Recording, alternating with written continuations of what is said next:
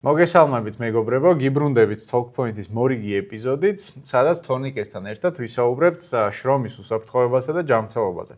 გამარჯობა თორნიკე.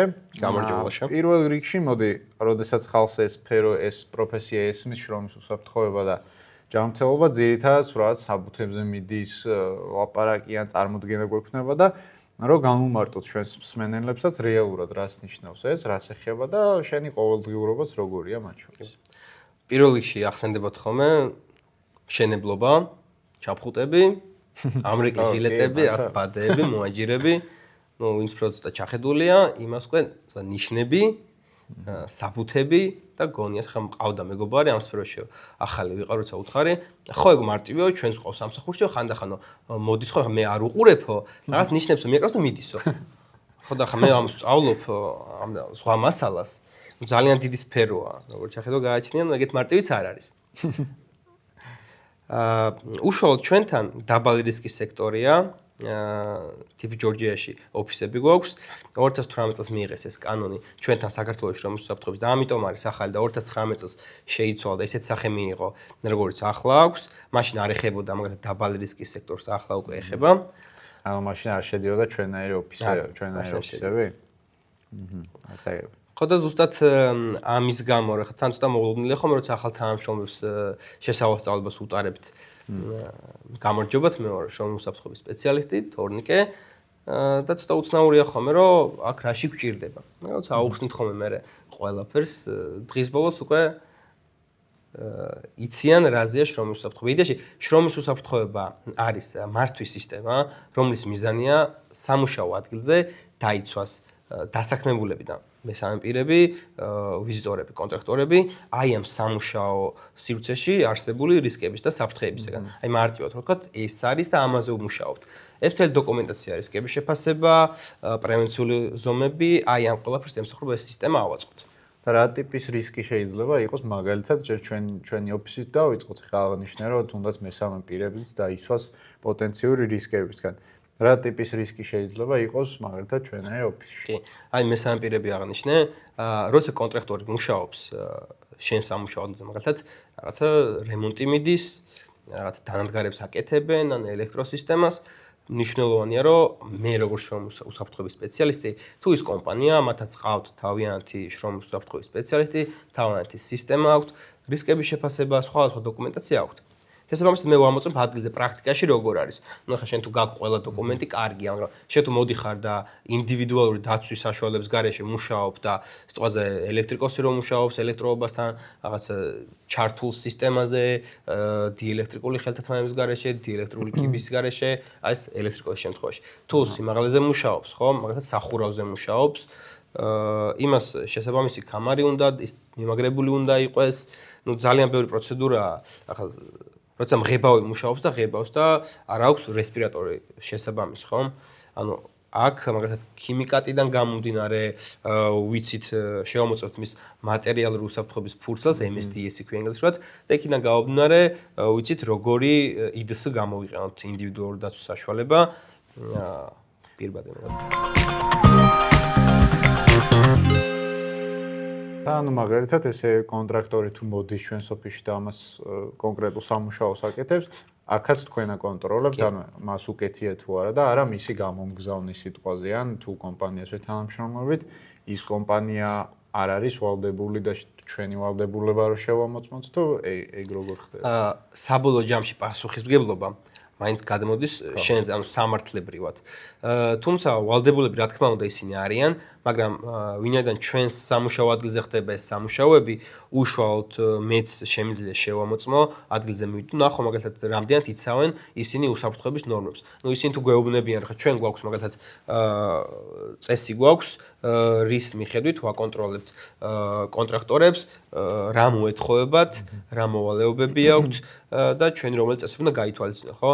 მაგრამ პრაქტიკაში რო ვნახოთ, ხა იმათმა გვითხრეს, რომ სწორედ ხელშეკრულების დადების დროს, რომ კი, ჩვენ რისკები გვაქვს შეფასებული, სწავლებები გავლილია, ჩვენს თანამშრომლებს ინდივიდუალური დაცვის საშუალებები აქვთ, ნუ ყველაფერი იდეალურად არის. მაგრამ პრაქტიკაში თუ მოდის სწორზე კონტრაქტორი და შედიხარ შენ და სამკუთხედი ქუდი აფარია და თან ღიღინებს და რაღაცას ღებავს და ეს ქიმიკატი იმ ქიმიკატს სუნთქავს, ხო? ნუ ეს პრაქტიკაში ეგ არ არის შემოსწრაფი. ასაგები და თუ მაგალითად რაღაცა ქიმიურ ნივთიერებას ეხება, იმ ქიმიურ ნივთიერების DMS-ი ახსენე ხო? MSDS კი, Material Safety Data Sheet, ხო? ქართულად ქვია მატერიალური უსაფრთხოების ფურცელი. ამის იქით კიდე მოწმდება, ანუ მე სიტყვაზე ნამდვილად ამ ყველაფერს შეიცავს თუ ნუ კი ეს ისეთი დეტალია. ხო, ეს მწარმოებელი აყოლებს მაგას, ხო? ხა ჩვენ აღარ ვაბუწოთ ხა მაგას. მწარმოებელი აყოლებს სიტყვაზე რაღაც საღებავია, რა შეიცავს, რა საფრთხე მოდის აქედან და რა დაცვის საშუალებები უნდა გამოიყენოთ ამ ქიმიკატთან. ასაგები. ხა ცოტა არ დავაბნევთ მაყურე, იმიტომ ეს ძირითადად ჩვენი სპეციფიკა არ არის ეხლა. ხო, ეხლა ეს ძალიან ის იყო ტექნიკური მერს რაღაც ისეთებში ჩაგეძიე ხომ ეს და იცი რა არის საინტერესო კიდე მაგალითად ხო ახსენე რომ ძირითადად უფრო მეტად მშენებლობებზე, საწარმოებში და ასე შემდეგ უფრო მნიშვნელოვანი და კრიტიკულია ეს პოზიცია. მნიშვნელოვანი არა, მნიშვნელოვანი თანაბრად არის პრინციპში ყველგან, მაგრამ უფრო კრიტიკული რა, იმიტომ რომ იქ უფრო მეტი რისკებია. ამაზე თუ შეგიძლია რაც განსხვავებასავით დაგვანახო აი ჩვენნაირ ოფისში და მაგალითად იგივენაირ სიტყვაზე შენ პოზიციაზე მომუშავე ადამიანი საწარმოში ან მშენებლობაზე რა განსხვავება აქვს ვიდრე ჩვენ ოფისთან შედარებით რა. იქ საფრთხეები უფრო მეტია. სიტყვაზე ჩვენთან ახლა არ არის ჩათრევა ჩაყოლის საფრთხე, ცხელი ზედაპირები, სამზარეულოებში არის ტოსტერებიც. გვაქვს სიტყვაზე, მაგრამ იქ უფრო სიტყვაზე ვარდნის საფრთხე, რაღაც მაღალი წნევით დაჭერხნული ბალონები შეიძლება იყოს, როგორც აზოტის, CO2-ის, ჟანგბადის ბალონები, ძალიან ბევრი საფრთხეა, ხა ნივთების წვენის საწყობებში. ჩვენთან უფრო მარტივად შემოვიფარგლებით ინდუსტრიული პროცესის ნაწილიც არის. ჩვეულებრივი საფრთხეები, წაქცევა, წაბორძიკება, ელექტროობა, ერგონომიკა ჩვენთან ისეთ თემა, იმიტომ რომ 8 საათი როცა მუშაობ, საჭირო ან კანონის განსაზღვრავს რომ უნდა გქონდეს რეგულირებადი სავარძელი, ერგონომიული რას ნიშნავს ხო ეს? ხო, ერგონომიკის თელი იდეა ის არის რომ ადამიანი არ უნდა იყოს რამეზე მორგებული, არც სამუშაო ადგილზე, არც ავიზე, სავარძელზე, არც მანქანა დანადგარებზე. პირიქით ადამიანზე უნდა იყოს მორგებული აი ეს სამუშაო სივრცე, რაც ამ შემთხვევაში ხა სავარძელია სიტყვაზე. სავარძელი, ხო, კი ბატონო. ერგონომული სავარძელი ადამიანზე მორგებული, რომელიც არის როგორც გრძელვადიანი მუშაობის პროცესში შეუძლია დაარეგულოს მის სიმაღლე, საზურგე, სახელურები, საკმარის ადგილი მაგიდის ქვეშ რომ ფეხები დაალაგოს, მონიტორები და ხო, მონიტორს უნდა ურეგულირდებოდეს სინათლე, სიმაღლე და ამას უხსნით ხოლმე სწავლებაზე, რომ რა არის რეკომენდირებული, როგორი პოზაა, რომ სიტყვაზე ჩვენი თვალის დონეზე გავაჩეროთ მონიტორი ან მაქსიმუმ სიტყვაზე 20-30 გრადუსიანი დახრით რომ კუნთები არ დაგვეძაბოს. ეხლა მე როგორც მიდევს ლეპტოპი ეს არ არის ხო მიზანი? ხო, ფლატ რეკომენდებული არ არის. ჯობია რომ რაღაც ესეთი ისინიას. ამაღლებულზე იყოს უფრო.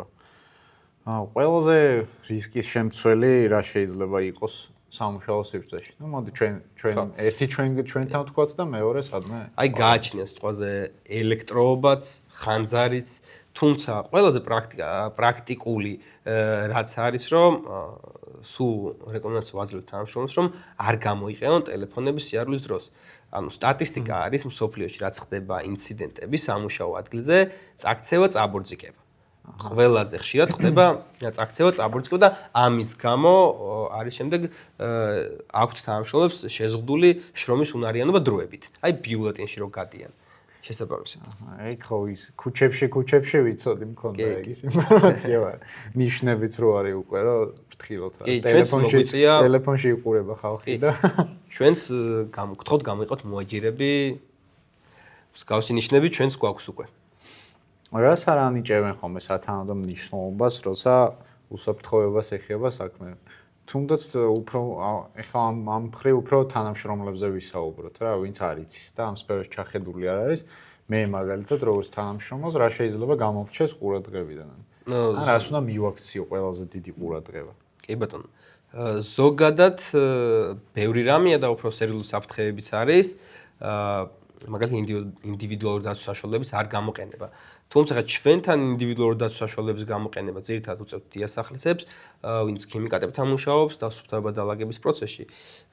თუმცა ჩვეულებრივ სხვა თანამშრომლებს, რომლებიც საოფისე საქმეს ვასრულებთ, სიმართლე გითხრა ძალიან კმაყოფილი ვარ ჩვენთან ახლა რაღაც ისეთ შეცდომებს არ უშვებენ. თუმცა მაინც ყურადღება არის ისეთი ფაქტორი, რომლის ერთ წამით მოდუნებამ შეიძლება ცუდ შედეგები გამოიწვიოს. მაგალითად, კიბეებზე ტელეფონებით სიარული, ყავით სიარული, სველდება იატაკი, რაღაც ფეხი აუსრიალდება, ტელეფონის სიარული თან ჩვენი თაობის, ჩვენი დროის, ანუ მეც ეგრევა, ყველა ეგრევა. რა თქმა უნდა, რომ სულ ტელეფონის საქმეშიც გვჭირდება, სოციალური ქსელებია ტელეფონებით რომ დადიან, ადრე იყო რაღაც მსგავსი შემთხვევები, რომ ტელეფონი აქვს ადამიანს და ეჯახება კედელს. გავიც, ნიშანს ხო არ დავაყენებ. კედელია, და წითელი კედელი. ხო და ასეთ რაღაცები ხდება. ანუ ძირითადად არის რომ ყურადღების დეფიციტი აი ეს პრობლემაა. დანარჩენი, როგორც ასეთ რომ ყველა ემორჩილება წესებს, პროცედურებს, მაგ ნაწილში შეიძლება ვთქვა რომ საამაყოდ გვაქვს საქმე. თან ჩვენ საკმაოდ ბევრი ტრენინგები თქოს, რაც რომლის გავლაც სავალდებულო არის, ხო? მე ჩემი ინფორმაციით რაც ვიცი გვაქვს ტრენინგები ონლაინ სივრცეშიც, რაც შეგვიძლია უყუროთ და სავალდებულო ამ ტრენინგების გავლა და ისეც ვატარებთ ოფისში გარკვეული ტიპის ტრენინგებს. ამაზეც თუ შეგიძლია გითხრა, რა სახის ტრენინგებს ვატარებთ, რა შეცდომებს უშვებენ ხალხი და პრაქტიკაში როგორია უშუალოდ შეხება თანამშრომლთან. კი ბატონო, როგორც ორგანული კანონი განსაზღვრავს, დამსაქმებელს აქვს ვალდებულება, რომ ჩაატაროს სწავლებები და ინსტრუქტაჟები. როდესაც თანამშრომელი მოდის, სიტყვაზე, აწყობილია ჩვენთან ეგ სისტემა, ძალიან დიდი კომპანია გვაქვს, მაგრამ ვფიქრობ, საკმაოდ კარგად მუშაობს ჩვენი სისტემა. დასაქმებელს 10 კაციან ჯგუფი თუ მოვა, საწყის ინსტრუქტაჟს ვუტარებთ ჩვენ, მე და საბა თანდილაშვილი, შრომის საფრთხის სპეციალისტი. შემდგომ ავტომატიზირებული გვაქვს ეს სისტემა, ანუ ამ პირველი სწავლების შემდეგ ავტომატიზირებულია წელიწადში 2-ჯერ დასაქმებულები გადიან 2 სწავლებას. ონლაინ პლატფორმა გვაქვს, სადაც რამდენიმე წუთიანი სწავლება და ამის შემდეგ არის პატარა ქვიზი. რომ შევამოწმოთ რამდენად უსმენდა დასაქმებულო, ხო არ იყო კლიკ მოუძე მარტივად. ხო, მათ შორის რაც მახსოვს რაღაცები იქ დენთან თუ არის რაღაც კაბელი ჩამოვარდნილი და წყალი ჩამოდის, როგორ უნდა მოიქცე და ასე. საკმაოდ პრაქტიკულია და ბევრი რამე თავიდანვე გავიარე, არ ვიცოდი რეალურად და ვფიქრობ, რომ ძალიან მნიშვნელოვანი არის ამ ყოველფრის გათვალისწინება. თუ უშვებენ რაიმე შეცდომას თანამშრომლები და როგორი არის ეს შეცდომა, ანუ აი ყველაზე გავრცელებული, ან თუნდაც საგანგებო სიტუაციის დროს ხო რაც შეიძლება მოხდეს. ნებისმიერ ყველგან, სადაც რა ვიცი, რისკი ყველგან არის. რა უნდა გავაკეთოთ პირველ რიგში საგანგებო სიტუაციის დროს და რა შეცდომას უნდა ვერიდოთ ანუ. კი. აი საგანგებო სიტუაციების დროს მაგალითად კანონით არის განსაზღვრული, რომ სწავლება სახანძრო გავარჯიშება უნდა ჩავატაროთ. ჩვენ ვატარებთ ხოლმე წელიწადში 2-ჯერ, როგორც კანონი მოითხოვს და თანამშრომლები რა შეცდომას უშვებენ.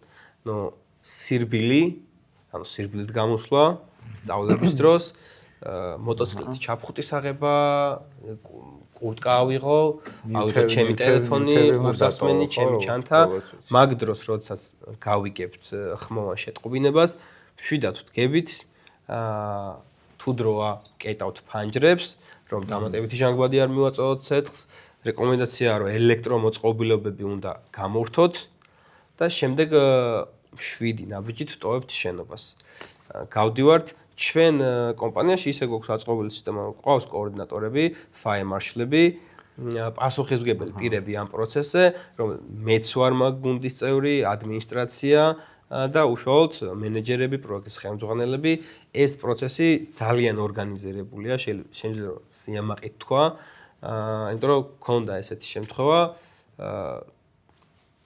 ახალმა დასაქმებულმა გადმოვიდა და შეეშალდა შემთხვევით მიაჭირა ღილაკს ხელი და მექანიკურად გააქტიურა სახანძრო უსაფრთხოების სისტემა. გადმოვედი, ანუ 2 ოფისი გვაქვს გვერდ-გვერდ. და როდესაც გადმოვედი, ხედავ რომ ყველა არის შეკრების ადგილზე და პასუხისმგებელი პირები კითხულობენ სიას უკვე. ანუ დასრულებული იყო ეს პროცესი, არ უნდოდა ამას. დიდი დაკვირვება და მონაწილეობის მიღება, ყველამ იცის თავისი როლი, ყველას აქვს განაწილებული ამ პროცესში. თავარი მაინც აი რომ ლიფტები არ უნდა გამოვიყენოთ და ჩვენს კომპანიაში ნუ ვერც გამოიყენებენ, იმიტომ რომ დაკავშირებულია სახანძრო უსაფრთხოების სისტემასთან, როცა ელექტროენერგია გამოირთვება, ლიფტი პირველ სართულზე ჩადის სარეზერვო ენერგიის წყალობით და პირველ სართულზე იხსნება კარები. მაგრამ ლიფტის გამოყენება ზოგადად არ შეიძლება ხანძრის დროს. ჩავდივართ მხოლოდ კიბეებით, 7 ნაბიჯით და მივდივართ პირდაპირ შეკრების ადგილზე. ანუ ვარჯიშების დროს რეალურად საკმაოდ მზად აღმოჩნდებიან ხოლმე ჩვენი თანამშრომლები. თუ რაღაც აქტიური პროცესია ეს ძალიან სწავლებებსაც ვატარებთ ყოველწლიურად პირველად დახმარების სწავლებებს და ასევე სახანძრო უსაფრთხოების სწავლებებს, რომლებიც აი ამ პასუხისმგებელი პირებისთვის არის, ვინც კოორდინაციას უწევს აი ამ პროცესს. თუ მაგალითად ევაკუაციის დროს, რა თქმა უნდა, სწავლების დროს, თუ ერთ გასასვლელთან ძალიან ბევრი ხალხი დაგროვდა, ამ ნაკადს კონტროლი უნდა ყველს ნაუთხა რა უნდა ქნა, როგორ უნდა ქნა, საით მოვიმოძრაოთ, საათ შევიკრიბოთ. რა თქმა უნდა, ყველა მის, მაგრამ ამ პროცესს მაინც კონტროლი უნდა. ხო, თან იმ პროცესში მაინც ახლა რეალურად როცა შეიძლება გაიაზრო რომ ვარჯიში არ არის და რეალურად რაღაც საფრთხეა, იქ უკვე სხვა პანიკა ირთვება და შეიძლება სხვანაირად მოიქცება. ამას წინასწარ იციან თანამშრომლებმაც რომ ვარჯიში არის? თანამშრომლებმა არ იციან. ჩვენ არ ვეუბნებით, შეიძლება რამდენიმე ადამიანმა იცოდეს სიტყვაზე პროექტის ხელმძღვანელებმა, მაგრამ როგორც ასეთი რომ ყველა მომზადებული დააელოდოს, ამას უკვე აღარ ექნება მსგავსი. ძალიან კარგი მაგალითი იყო ის შემთხვევით გააქტიურდა ღილაკი სისტემა. გამოვიდა ვარჯიში და უგეგმავე ვარ. დაუგმო ვარჯიში იყო და ყველაფერი ძალიან კარგად შედგა საბოლოო ჯამში. ძალიან კაი. ეს fire marshal-ები ხო არ ვიცოდი და საკმაოდ საინტერესოა. ეგ ადამიანები კოორდინირებენ ამ პროცესს. რომ ვიღაცამ უნდა შეატყობინოს ერთ-ერთი ორს ვიღაცამ ხალხის ნაკადს მმართველობა უნდა მისცეს, ვიღაც სიტყვაზე, როდესაც მეხანძრეები მოდიან თუ ნამდვილი ხანძარია, იმან არ იცის შენი შენობის სტრუქტურა, ხანძარი სად არის, იმას უშუალოდ აუხსნა, საიდან უნდა შევიდეს, რომელი გასასვლელი ჩახერგილი ხომ არ არის და მსგავსი დეტალები. სწორედ აი ამაზე ვატრენინგებთ ჩვენს თანამშრომლებს, რომ მზად ვიყოთ ყველაფრისთვის. როგორც ვიცი, რა აუდიტებიც ტარდება ამ მიმართულებით, ანუ გარე ორგანოები ჩემოდიან და გვიმოწმებენ, რამდენად დაცული გვაქვს ეს ყველაფერი. ამაზეც თუ შეიძლება გითხრა და როგორი პრაქტიკა აქვს ზოგადად ამაში. და როგორი შედეგებია. კი ბატონო. რასაც ხვდები, კარგი შედეგები გვაქვს აშკარად. ზოგადად აი ამ პროცესს აკონტროლებს საჯარო სამართლის იურიდიული პირი შრომის უსაფრთხოების ინსპექცია. მაგრამ რა თქმა უნდა ჩვენ საერთაშორისო კომპანია ვართ. ძალიან ბევრი აუდიტი გვყავს ხოლმე როგორც გლობალური, ისე შეიძლება პროექტებიდან, სიტყვაზე რომელიღაცა რომელიმე ბიზნესის წარმოადგენელი ჩამოვიდეს, ან აუდიტი გამოუშვას, რისი აუდიტიც არ უნდა იყოს, აი 90% შემთხვევაში, სულ რაღაც ხარისხის აუდიტი იყოს, იქ შრომის უსაფრთხოების ნაწილი health and safety მაინც არის.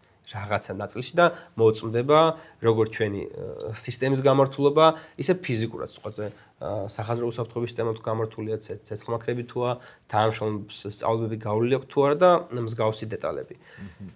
და ამ მხრივ საერთაშორისო დონეზე რაც სერტიფიკატებიან, რაც არსებობს ალბათ ხო, რაც ადასტურებს, რომ შენ ნამდვილად გამართული გაქვს და იდეალური სისტემები გაქვს. კი ბატონო, სხვათა შორის ახლა ავიღეთ რამდენიმე თვის წინ ISO 45001 სერტიფიკატი, რაც აგვიხსენი რას ნიშნავს.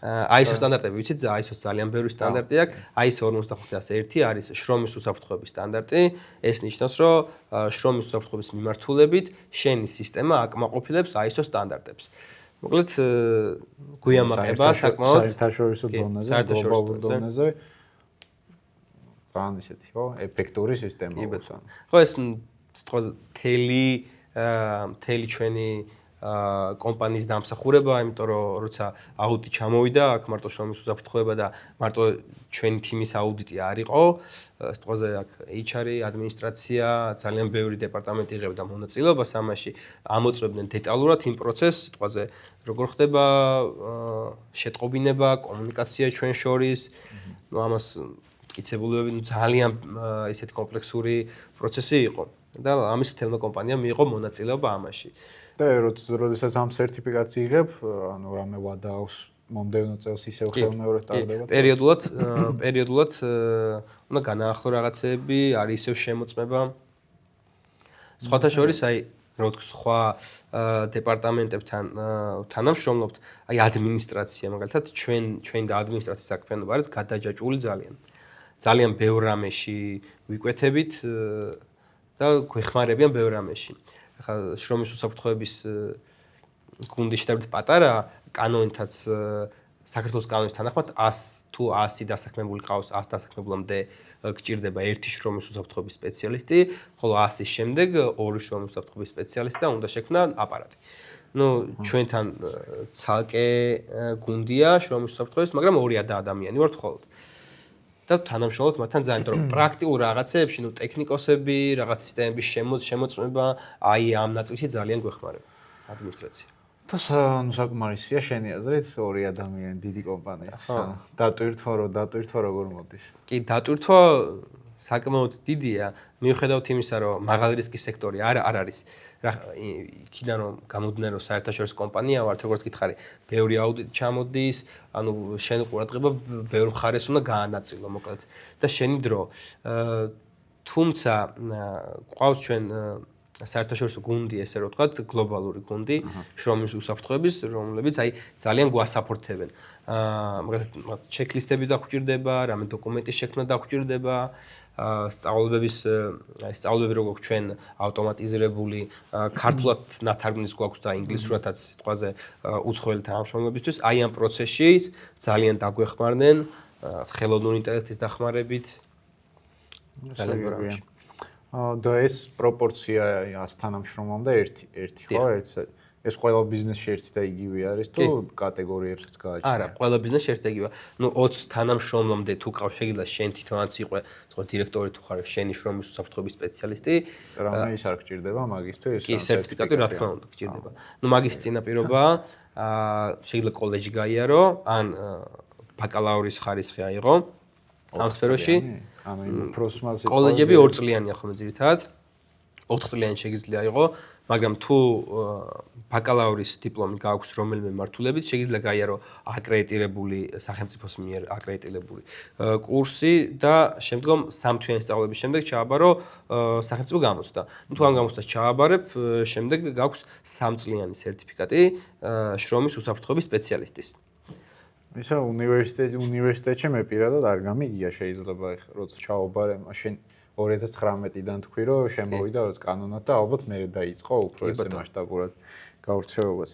მე ხო პირადად მე არ გამიგია და შეიძლება ბევრს არც გაუგია და ჩვენი მოსმენის შემდეგ რაღაც მოუნდეს რომ ისწავლოს ეს სფერო, იმიტომ რომ ჩემი აზრით საკმაოდ საინტერესოა. ამ მხრივ რა შეგიძლია ურჩიო ასეთ ადამიანებს როგორ შეუძლიათ ისწავლონ, რა ისწავლონ, რა არის საჭირო, რომ მოკლედ შენ ამ მსგავს პოზიციაზე დაიწყონ მუშაობა. მეც თავიდან ძალიან შემთხვევით გავიგე ამ პროფესიის შესახებ და ჩავთვალე რომ ახან იურისტი ვიყავი, მომიჯნავე პროფესია და მარტივად გავუგებ მეთქი და ასეც აღმოჩნდა. ეხაც მაგისტრატურის პროგრამაზე ვსწავლობ, შრომის უსაფრთხოება და ჯანმრთელობა, ასე ქვია პროგრამას. და მოკლედ ეხაც ვაგრძელებ სწავლას ამ მიმართულებით. ძალიან საინტერესო სფეროა, ძალიან საინტერესო პროფესია და მრავალმხრივია. ეხლა დავიჯდეთ, ცოტა ტექნიკურ საკითხებში ჩავიდეთ, არ გამოგველევა ჩვენ სალაპარაკო, შეიძლება 1-2-3 დღე ასე ვისაუბროთ. შემექმნა ეგეთი წარმოდგენა. რაც უფრო ბევრი თემა არის. კი, რაც უფრო მაღალი რისკია ზოგს მოსწონს თქოს. მაღალი რისკი, უფრო მეტი რისკია შენს პროფესიას, ცოტა უფრო კრიტიკული მნიშვნელობა აქვს. შრომის უსაფრთხოების სპეციალისტი შეუძლია თქვას, რომ აი აქ გარკვეული სამუშაოები უნდა შეჩერდეს. არ არის უსაფრთხო, რისკია ძალიან მაღალი. სანამ არ გატარდება პრევენციული ღონისძიებების თვალზე.